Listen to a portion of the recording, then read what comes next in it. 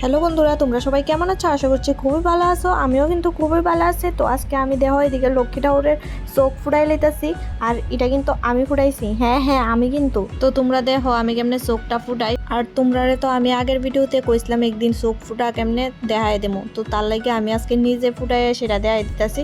তো দেখো কেমনে আমি ফুটাইতেছি। আর এই চোখ ফুটানোর সময় আমার হাত এমন ভাবে কাঁপতাছিল, মনে হইতাছিল জানি আমি মুখের কোন জায়গা জানি এই কালা রংটা লাগাই দেবো আমি। যাও হোক, এই কাঁপতে কাঁপতে কিন্তু আমি মোটামুটি চোখটি ফুটাই লেছি, পাতিটিও দিয়া লেছি। ওখানে নিচের পাতিটি আমি দিতাছি। নিচের পাতিটি কিন্তু আমার দিতে অনেকটাই অসুবিধা হইতাছিল। যাই হোক, অসুবিধার মধ্যেও আমি কিন্তু একটা সারছি। দেহ অনেক কিন্তু মোটামুটি সুন্দরই লাগতেছে। তো দেহ এদিকে আমি এদিকে চুলো উপরে দিয়ে দিয়ে দিতেছি একটা তুলি দিয়া। যাই হোক, তোমরার লগে এদিকে কথা কইতে কইতে কিন্তু আমার মোটামুটি চোখ ফুটানোও শেষ হয়ে গেছে গা। তো আজকের ভিডিওটা এর দূরই। তো এই সবজি মূর্তি কিন্তু আমি ফুটাইছি। কেমন হয়েছে কেমন?